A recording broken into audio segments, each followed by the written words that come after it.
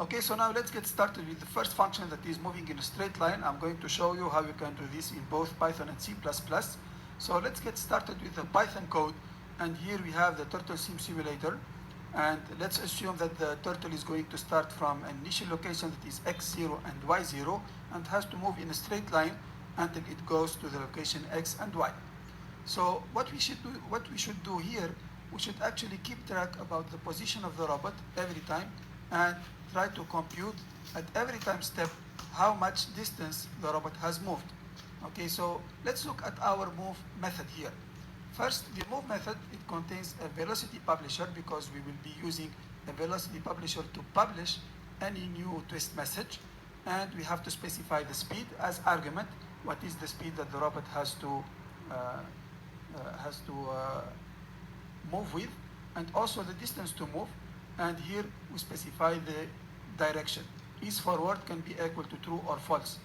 So if the direction now is forward is equal to true, then the linear.x speed must be positive. So here we use the absolute value of the speed to enforce and to ensure that the linear.x has a positive value, and this will make the robot move straight forward. And in the case of is forward is false, in this case we are going to set the value as minus the absolute value of the speed, and this will ensure that the robot is going to move backward direction. So forward direction, the speed has to be positive, and backward direction, the speed has to be negative.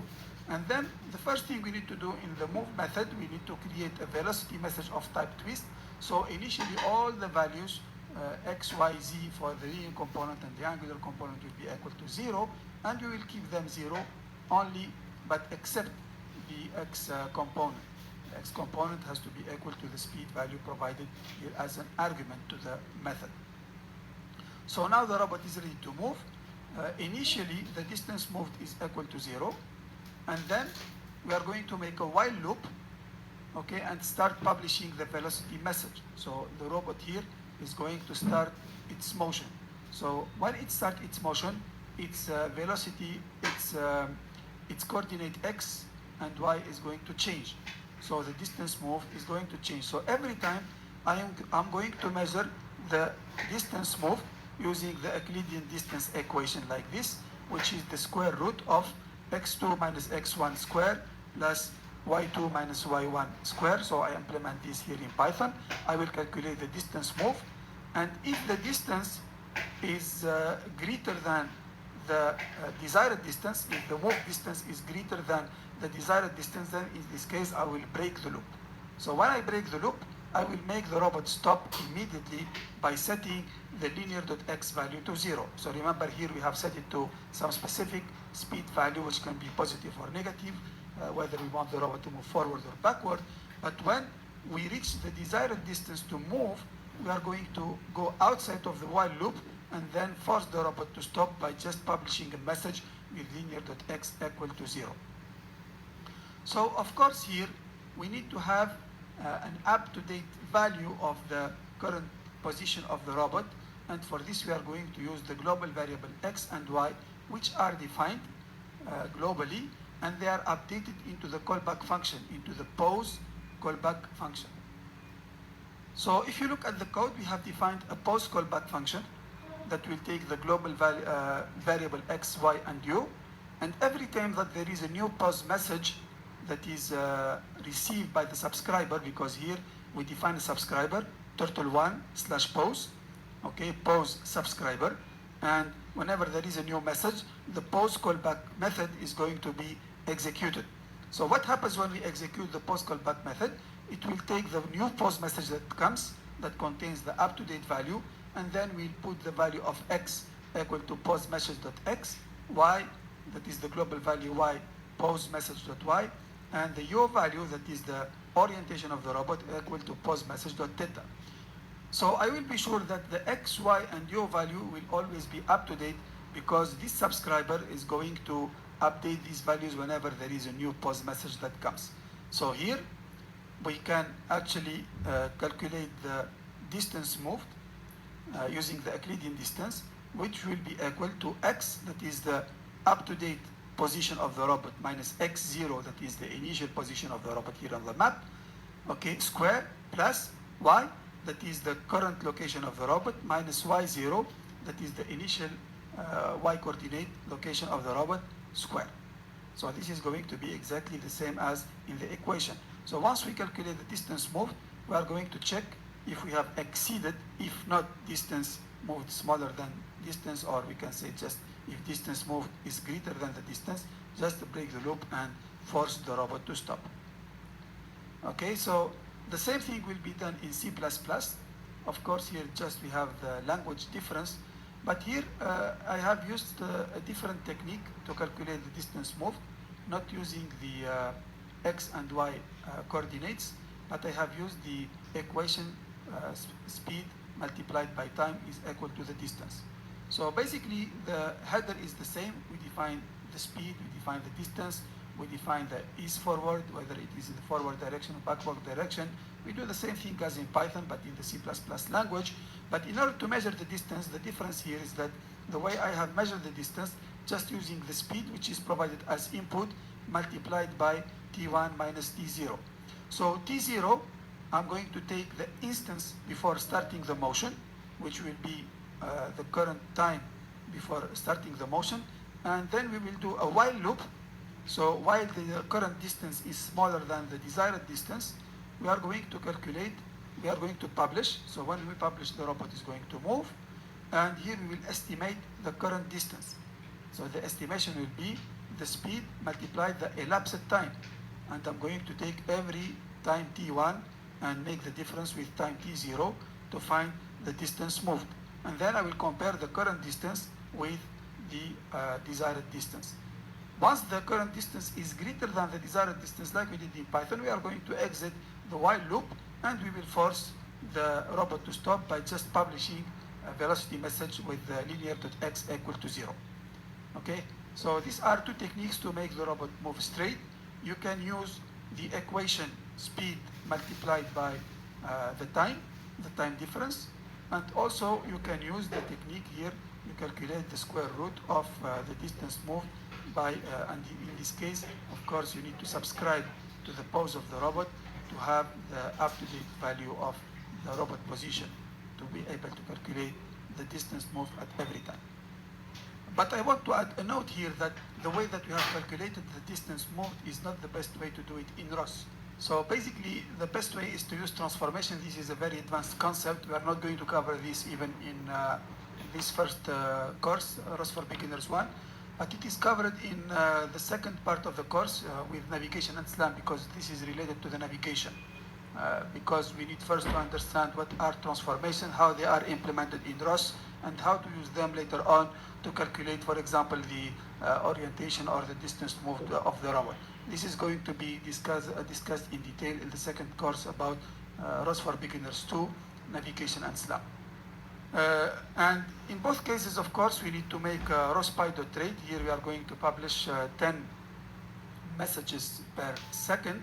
And I'm going to show you now in a demonstration what is the impact of the ROS.py.rate, okay, with respect also to the speed. Let's now make a small demonstration about the move straight.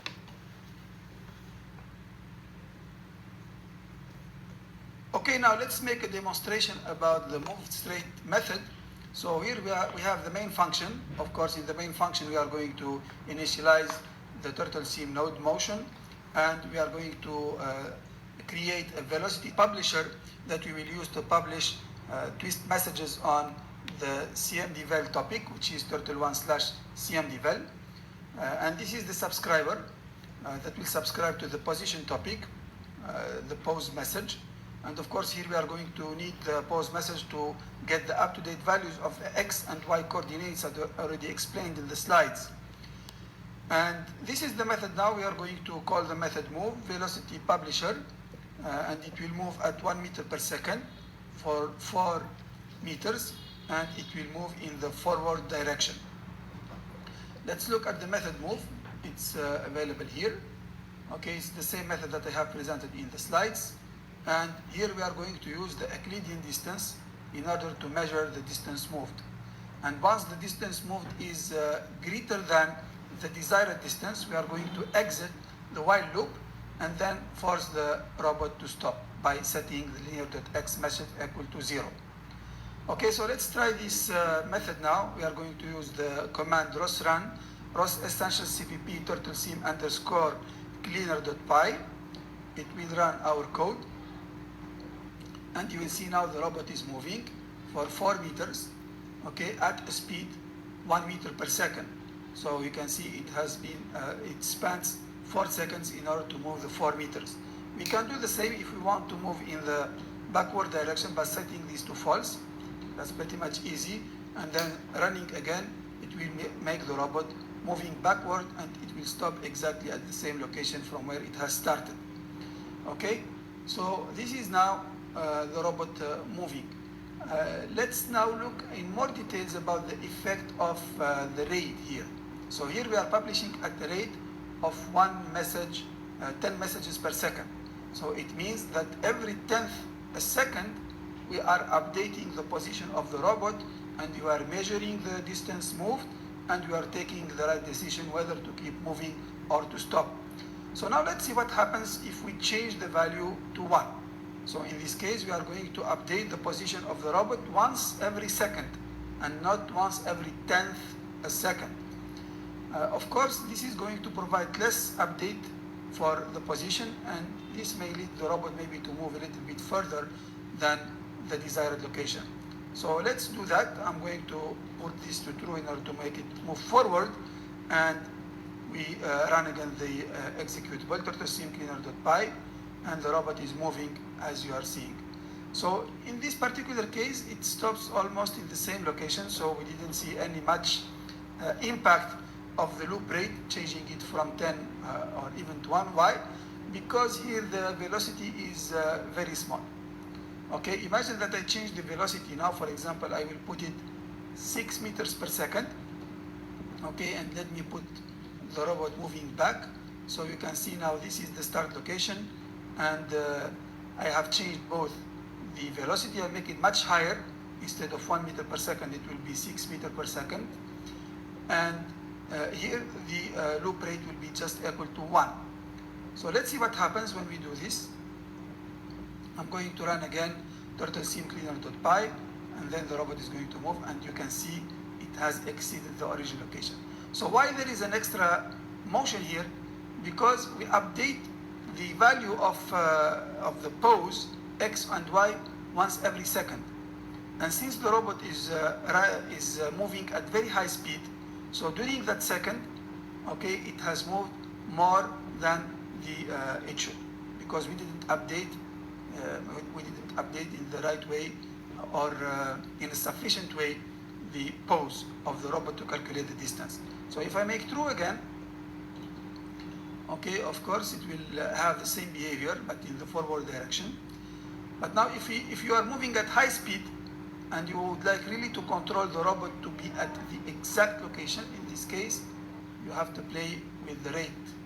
Okay, so the rate here shouldn't be equal to 1. If I put the rate equal to 10, for example, we will see that the robot is going to move exactly, or almost exactly, 4 meters. Okay, it will move almost exactly 4 meters. Let me make this to false. And running again the executable, you can see now it's moving back, and it didn't move for the extra distance, because now we have much higher loop rate, so we are updating the distance moved much more often. Okay, we can even make it higher if we want. Let me move forward. So if you put the loop rate very high, in this case the control will be much smoother. But of course, the drawback is that you are going to consume much more bandwidth. Look here, it's only 4.12 the distance that was the distance traveled, a little bit more than 4.0. Okay, if you use, for example, even higher one, let's see, for example, 100 loop rate, and let's see here the distance moved at this speed still. I will make false here. Okay, and it's moving back. It's 4.03. So just the error is only 0.03, because now the loop rate is much higher. Of course, so you need to make the loop rate based on what is the value of the speed here. Okay, but you can reduce the speed. In this case, you can also reduce the loop rate, and you should not have any issue. So if I run now at the speed of only 1 meter per second here, and let me make it in the true direction, forward direction, and here I have a loop rate of 10 messages per second. That should be fine to have a decent value of the error. Okay, so here the robot is going to move, and it will be 4.09, so only 0.09 as an error. Okay, this is just to explain you the effect of the loop rate on the control of the robot. Okay, so now we have already completed the move straight. In C++, it's the same. So this is the code in C++. I have already presented it in the slides. So first of all, we declare the headers of the method. This is the way that we do it in C++. And this is also our main function. We define a publisher and a subscriber, a publisher of the velocity of the twist message on the same topic, turtle1cmdval, and here the pose of the subscriber, turtle1/pose. And the other thing is pretty much the same, so you can call the method move and make the robot moving. So we define all the different methods in the same way. You can test this method if you want. Here we are using a different technique for measuring the distance based on the speed multiplied by the time duration. Okay, so now everything is fine for the move straight method, and now let's talk about how to rotate the robot in place.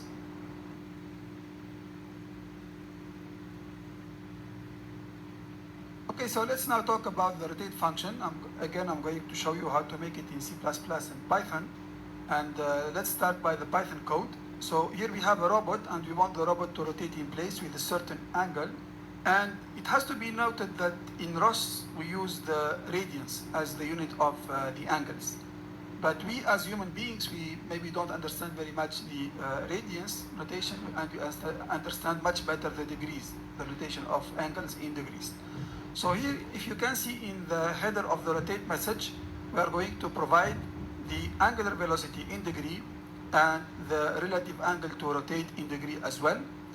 And we are going to convert it later on to radian inside the code, because this is much easier for you to input the values in degree rather than in radian. For example, if you want to rotate 90 degrees, you can just write 90 instead of just converting this value manually to radians.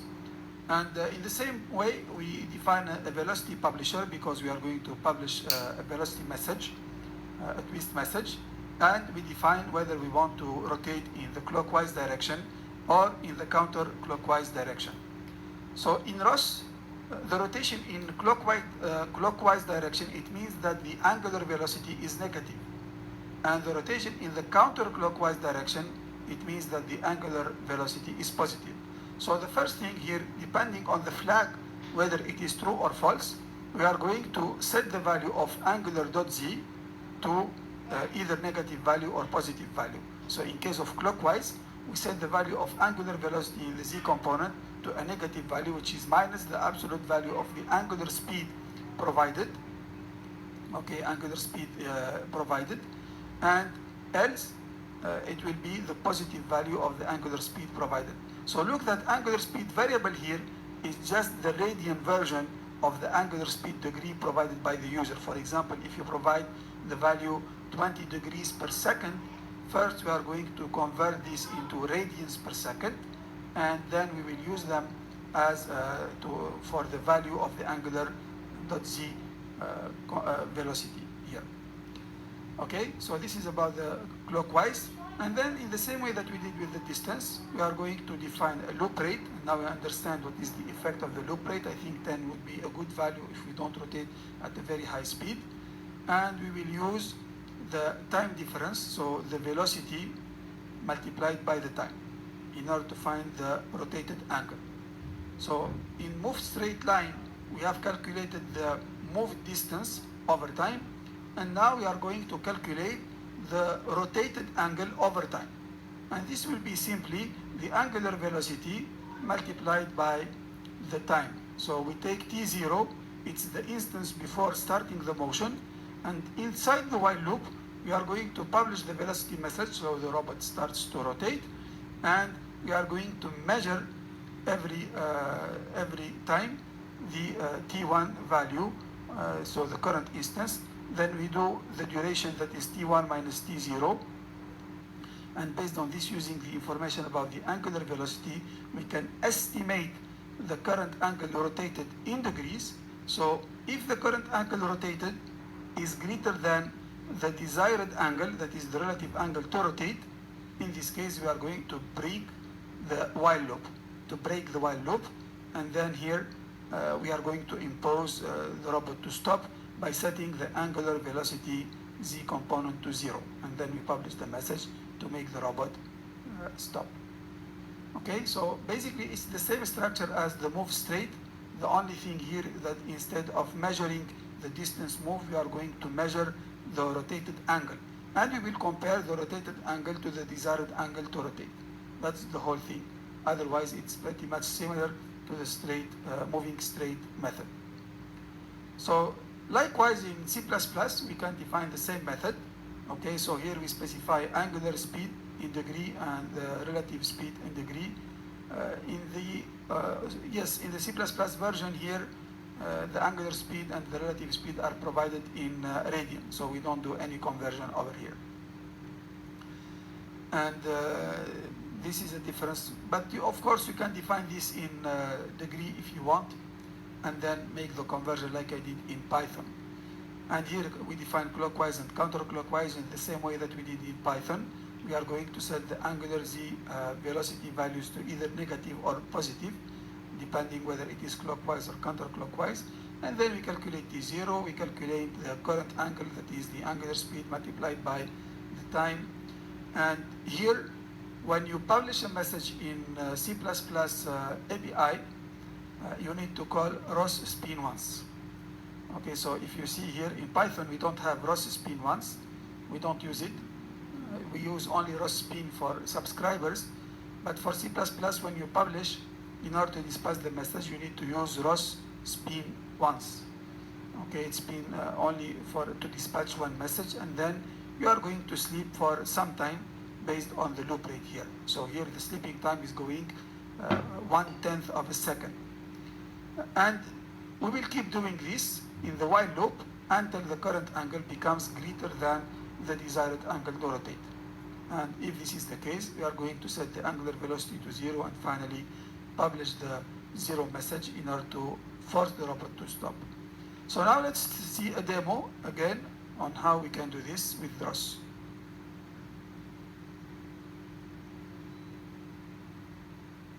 Okay, so now we are going to test the method rotate. This is the method. This is the C++ code. Let me go to the Python code. This is the method rotate here.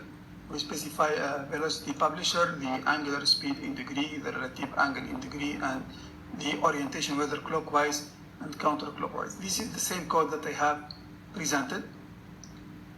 Of course, we don't need to have the velocity publisher inside the method because it's already defined outside. And now let's try to run it here. So I'm going to go to the main function. I will deactivate the move method and the rotate method. So it's really a good practice that you try your method one by one before integrating them into the whole solution. So you have observed that we have first tried the method move. We made sure that it works. It responds correctly to the different input that we provide, and it provides the expected output. So we'll do the same for the rotate method. And here we will provide the velocity publisher, and you would like that the robot will rotate at a speed, for example here, 30 degrees per second, and a total orientation of 90 degrees, and we want that it rotates in the clockwise direction. So let's try to execute this.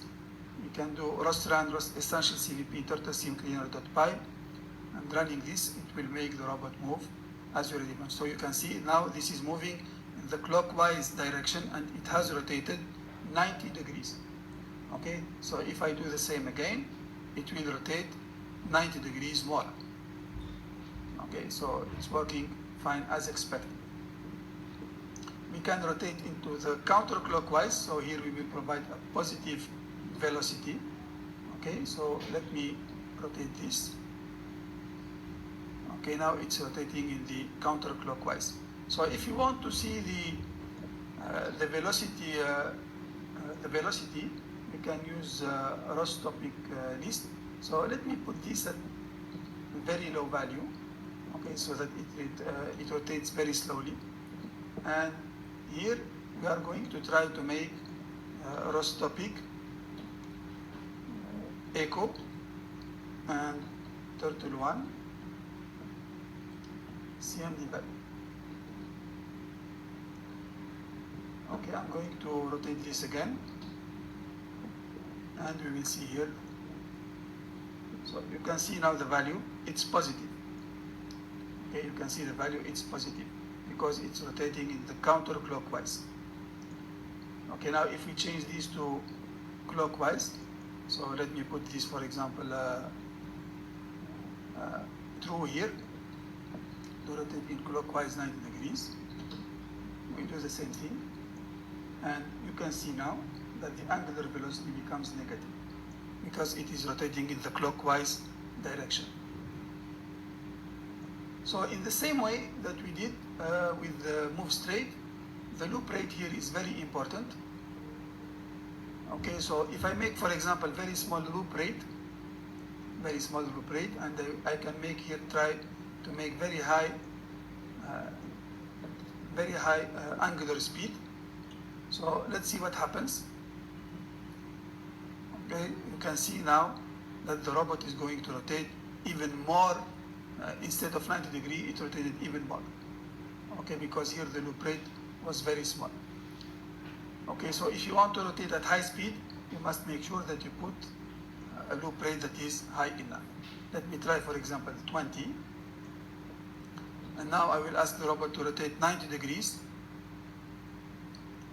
And you can see it did it right because I have increased the loop rate. Okay, so this is an illustration of the rotate function. And now let's move to the next behavior, that is the go-to-goal behavior.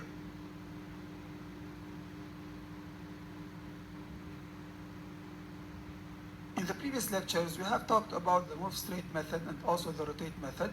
So for the move straight, we need to provide the speed, and we provide also the distance to move, and the robot is going to execute that accordingly.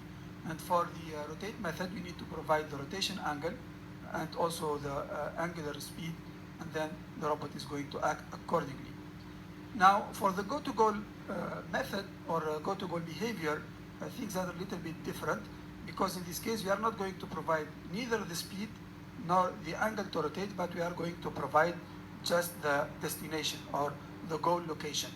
And the robot has to adjust accordingly and dynamically its speed and its rotation angle, so the linear speed and the angular speed, in order to go to the goal location. So I'm going to show you how to implement the go-to-goal behavior in both C++ and Python, and I'm going to introduce also some concepts about the feedback control. So this is now the Turtle Sim simulator, and let's assume that we have a robot that is located initially at the location x0 equal to 5 and y0 equal to 5, and the orientation data equal to 0. And then we would like to the robot to move to this goal location, which is equal to x goal equal to 1, y goal equal to 1, and theta goal equal to a certain value here. So in this case, the input to the function will be, of course, the velocity publisher, because we are going to still to publish velocity and twist messages, but we just need to provide the goal location and their x and y coordinates. So I have here x goal and y goal.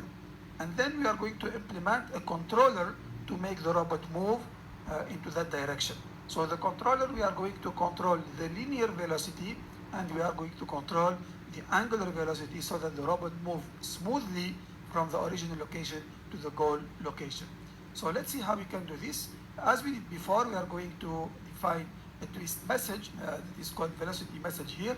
We are going also to consider x and y and u as global variables, because remember that these variables are updated into the callback function, the pose callback function, so that we have the up-to-date value of the x coordinate, the y coordinate, and also the orientation of the robot. And then inside the while loop, we are going to implement to calculate the distance between the current location of the robot and the goal location. Of course, for the calculation of the distance, we are going to do the same thing. We're going to use the Euclidean distance to calculate the location in the same way that we did in the move straight. And then the linear speed will be a function, will be proportional to the distance. So you can think about the distance as the error, okay? As the error that we try to minimize. So we need to minimize the distance between the current location and the goal location. And for this, what we are going to do, we are going to implement a proportional controller, okay, such that the linear speed will be just proportional to the distance. So here we define a constant k linear. So for example, we can put a value of 0.5, and then if the distance is high, the linear speed will be high. And if the distance becomes 0, in this case, the linear speed is going also to become 0. So it means that we have reached the destination. So this is the linear part. The angular part is the same thing. We have to control the angle because initially, for example, the robot is looking into that direction, and it has to rotate in order to look at the direction of the goal location. Okay, so what we will do, we're going to calculate the desired angle to rotate. Okay, and for this we can use the method arctangent, and we take here as argument the y goal minus y and x goal minus x. So this is by definition is going to give the orientation between this point here and this point here.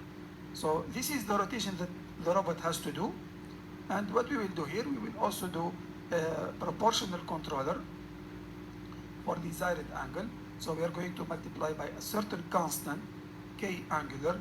For example, here we have set it to 4. And I'm going to show you the impact of these two constants and what happens if we change them up and down. But for now, we're just going to adjust or control the angular speed by having a proportional controller with respect to the angle to rotate. So this is the desired angle to the goal location minus the current angle. This will represent the angle to rotate. And finally, once we have set the linear speed and the angular speed, we are going to assign them to the velocity message that is defined over here.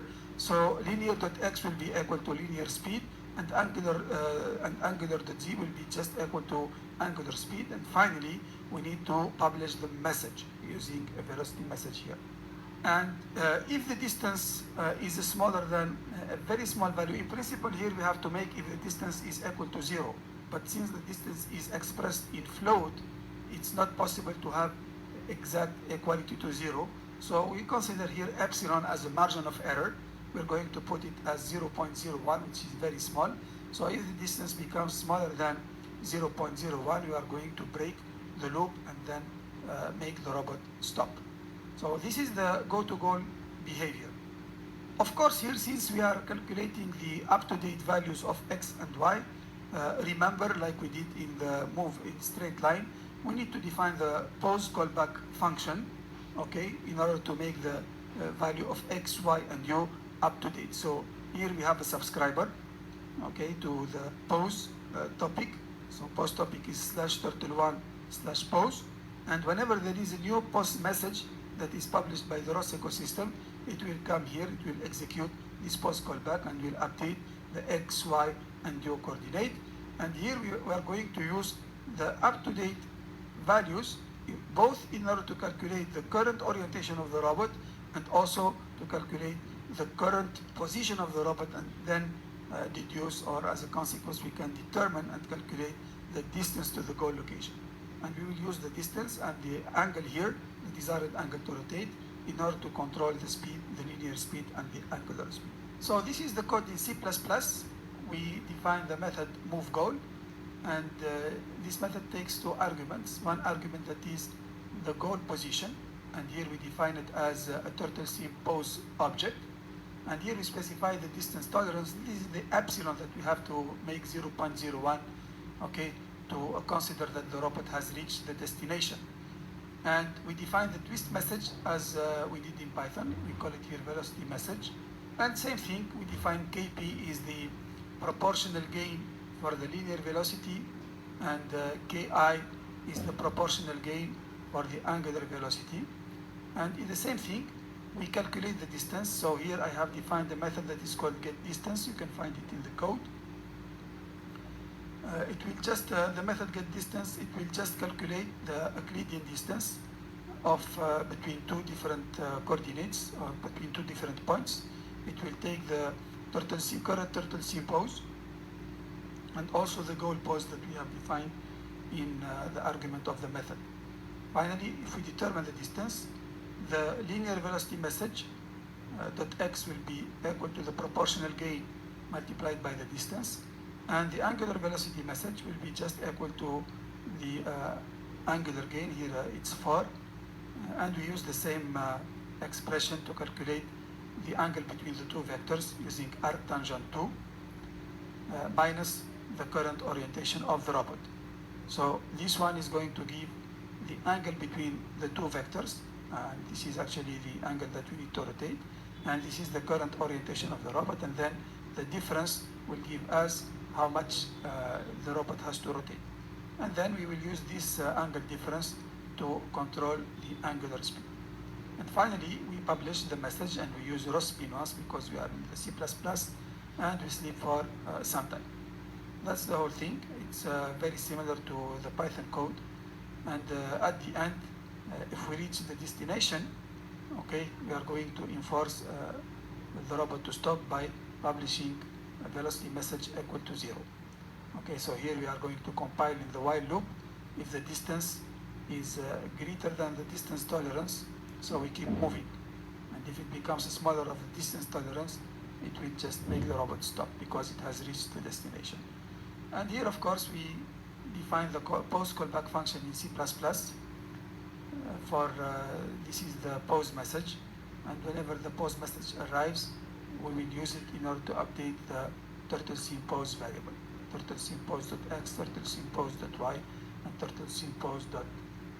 Okay, so this is the behavior of the go-to-goal. Let's now see a demonstration.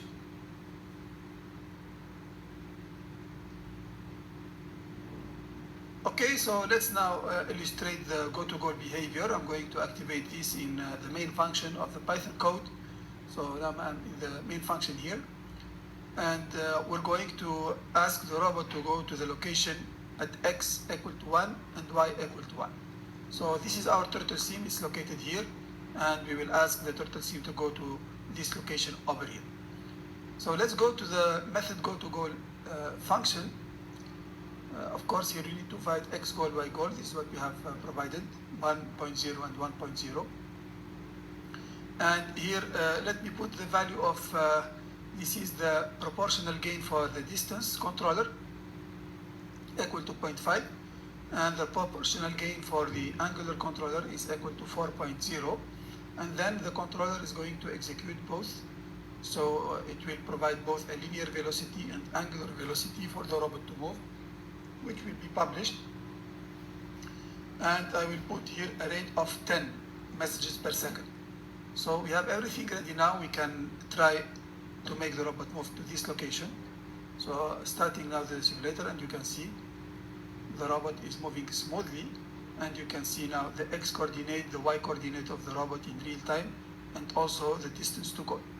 So look, when the robot reaches, it's going to move very, very slowly because the velocity is proportional to the distance. So when the distance becomes very small, also the speed is going to become very small. That is why it will spend some time until it reaches the exact location. And it's not really at the exact location, but at a certain margin of 0.009, because here we put the value of if the distance is smaller than 0.01. Okay, we can try also to send the robot to another location. So let me put, for example, here 7 and 3. We can execute again. And the robot is going to move to that location, as you can see. Okay. So you can see that both the rotation speed and also the linear speed are proportional to the angle to rotate and also to the distance respectively.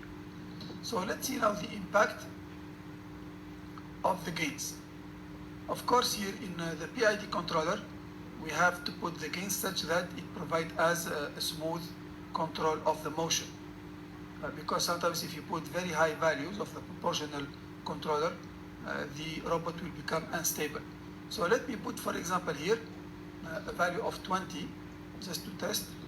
Okay, so you can see now what is the behavior of the robot. I'm going to send the robot to the same position 1, 1 that I have sent before. And you can observe now what will be the behavior of the robot. So it will start oscillating. It will start oscillating because the controller oscillates at very high speed because the gain is very high. So you can see if you don't choose the gain appropriately, in this case you can have an oscillation behavior similar to this one, and this is something that we want to avoid. Okay, so let's put this back, for example, to 1.0, and we can try it again. So let me run, and it works pretty much fine. Okay, so this is to illustrate to you that the choice of the proportional gain, whatever for the linear velocity controller or for the angular velocity controller, has to be done with care. There is no rule to say how to set it, what is the best value to set, but you can try different values until you can see that the behavior is smooth. This is how the PID controller works. Okay, so now with this we have already completed. So the move in straight line, rotate, clockwise and counterclockwise, and also the go-to-goal behavior. So let's see how we can set an absolute orientation for the robot.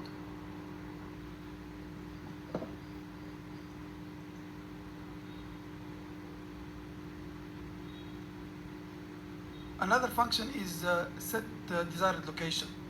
Okay, and set desired location here, it's a little bit different from rotate, because rotate, we provide as input a relative angle to rotate. But the set desired location, we are going to provide an absolute direction to rotate. So this is here, we're going to provide the publisher, the speed in degree, and the desired angle in degree. So it's different from the previous rotate function, because in the rotate function, we provide you, for example, rotate 20 degrees. It doesn't mean go at the direction 20, no, but you have to rotate 20 degrees with respect to your current orientation. However, in the set desired orientation, we have to rotate for the absolute orientation that is desired. Okay, so what do we do here? We are going first to calculate the relative angle, which will be just the difference between the desired angle and the current angle. Of course, the desired angle, we have to convert it from degree to radians, and the U here, this is the global variable that we use to store the current orientation of the robot. And we have to specify whether to rotate clockwise or counterclockwise. How do we do this? From the sign of the relative angle radians. If the sign is negative, it means we are going to rotate in the clockwise direction, and if the angle is positive, we are going to rotate in the counterclockwise direction. And then we'll just call the method rotate by providing to it the relative angle information that we have calculated here, and it will rotate until the desired location is met. So here we are going to reuse the method rotate that we have defined before, okay, in order to implement the desired orientation, because the orientation is going to be specified by the desired angle here as an argument of the method. So same thing in C++. We define the desired angle in radians. Okay, here I did it in radian, but it can be also in degree. We calculate the relative angle, then the sign, the clockwise, whether it is positive or negative. So if it is negative, it will return true, and if it is positive, it's going to return false. And finally, we will rotate using this speed for a certain angle in the clockwise or counterclockwise direction.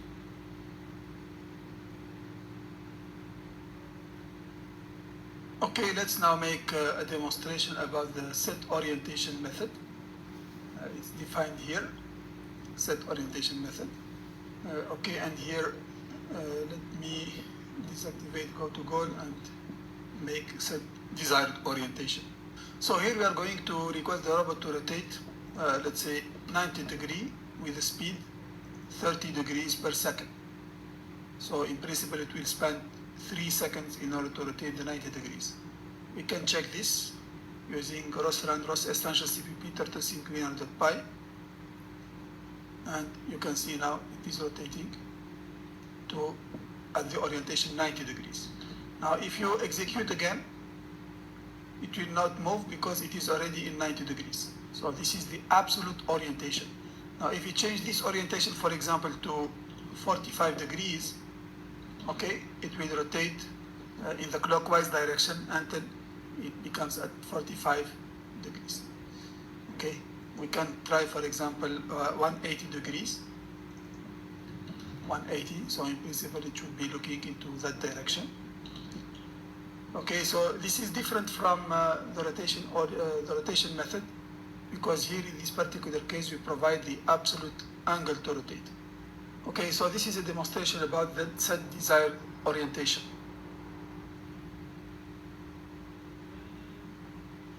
The last motion is the spiral motion, and here we also define the velocity publisher. So we are going to define two constants, Wk and Rk, and the linear velocity is going to be as a function of time. Rk is going to be incremented every time. So this means at every iteration we are going to increase the linear velocity, and we will keep constant the angular velocity. Okay, and the combination of these two motions is going to return for us the spiral trajectory. Same thing will be in C++. Okay, so the linear velocity is equal to Rk, and Rk is incremented every time by 1, and Wk is just the orientation speed, will be constant over time. And then we keep publishing.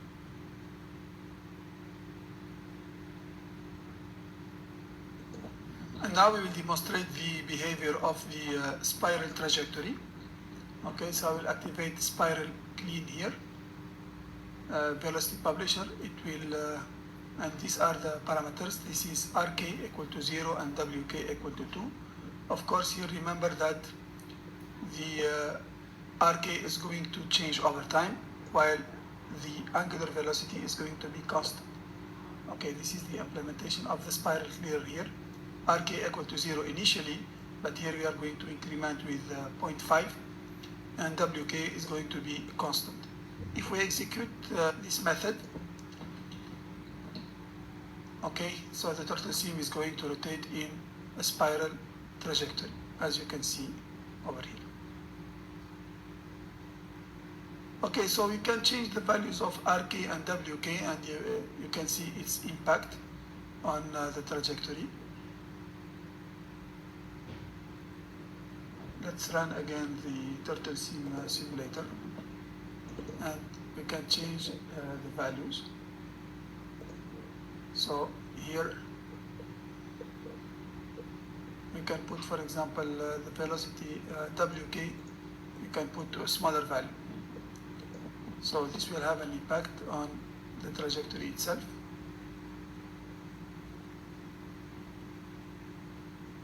Okay, so it makes a different trajectory, as you can see.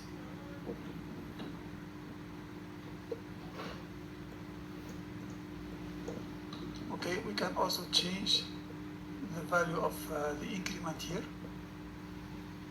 We can make 0.1, so we don't increment too much. So you can see here, because we are incrementing too much the Rk value, that's why it's taking a very large spiral here.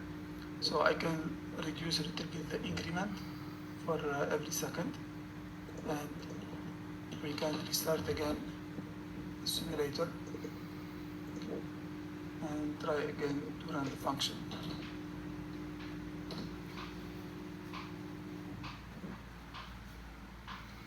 Okay, here the spider is much smaller, as you can see. Okay, so you can adjust the behavior of the spider based on the values of Rk, of the increment here, and also about the Wk.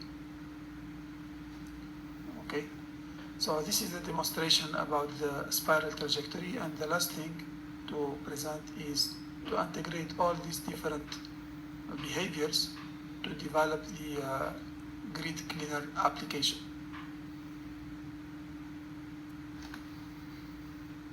We have defined all the different behaviors. We can now make the grid cleaning, which is the whole cleaning application, by integrating all these different methods and behaviors. So the grid cleaning here, it takes a publisher as an argument, and then it will use all the different methods, including the go-to-go location. Okay, so here we specify that the robot has to start from the location 1, 1. We define here a pose with x equal to 1, y equal to 1, and orientation theta equal to 0. And this will be the starting position of the robot.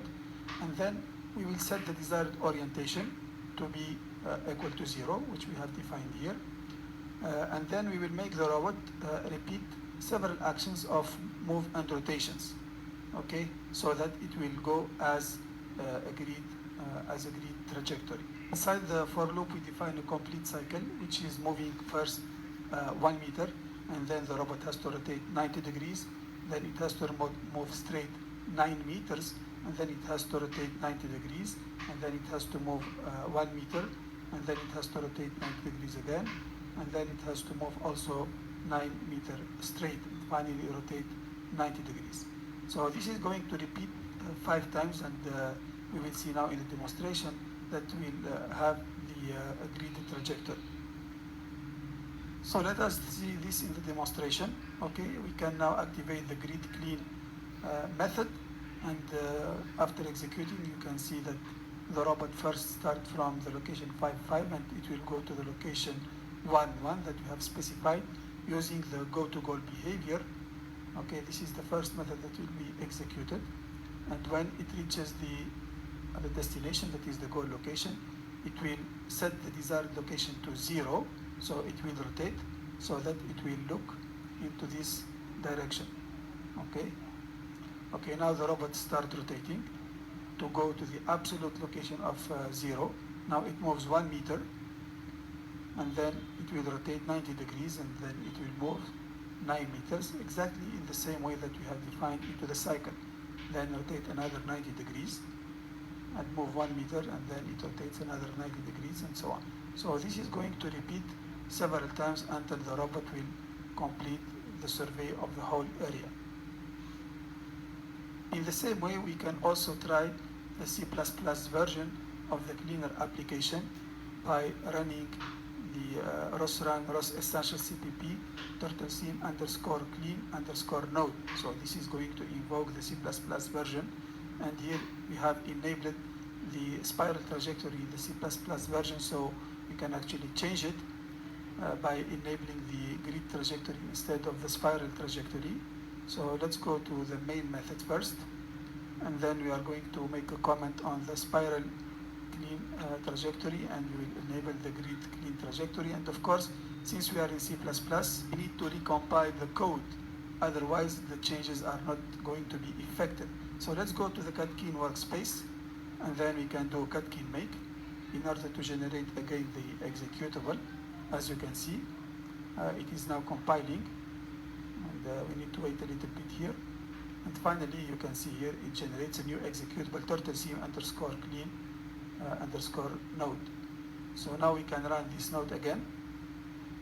We can run the node turtlesim underscore clean node, and you can see now it is executing the grid clean behavior. So first of all, the turtle goes to the location 1, 1. It will rotate to the absolute orientation of 0. So you can see how we have integrated all the different behaviors, from moving straight line, rotating, set the desired location, and so on. There is a bit of deviation here. It didn't go into the right direction. Maybe we can play a little bit with the loop rate in order to make the trajectory more accurate. Okay, so now congratulations, you have completed this section, and now you have all the ingredients in order to build a motion application for robots. So remember that we divided our problem into different sub-problems. We have implemented the move in a straight line, both in the forward and backward direction, and then in rotate clockwise and counterclockwise. We have also implemented a method to set the absolute orientation of the robot another method to the goal location, and finally we have put all together in order to create the cleaning application as you have seen it in the demonstration. You can now try to play with the turtle seam and try to define several trajectories using the different methods that we have defined in this section. Okay, so far we have worked with a robot in an open space. Now imagine that you have a robot that is working in a real environment with different obstacles. If you are going to use the techniques that we have used in this section, so in this case the robot is going to hit the first obstacle is going to meet, and this is not a desired behavior. So in the next lectures we are going now to start looking into the perception aspect of a robot, how the robot is able to perceive the environment, how the robot is able to detect obstacles, and for this we will talk about both the laser scanners, which are an effective tools in order to know the different obstacles surrounding in the environment of the robot, and also we will use computer vision with RGB cameras so that the robot can understand also what is going on inside his environment. So the next lectures will be talking about robotic perception, first using computer vision and then using laser scanner.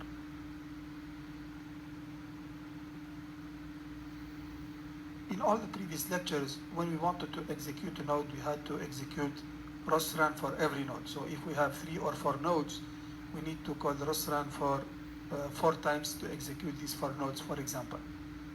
Imagine that we have an application with, for example, 10 nodes or 20 nodes.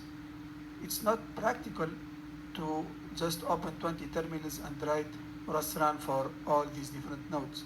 So the solution for this in ROS is to use what we call a launch file, and the launch file will help you to start multiple nodes at the same time. So let's see how it works. So in ROS you can define a launch file. Okay, the launch file starts with the tag launch, and you can define multiple nodes, like in this case. We define a first node, that is the turtle seam node,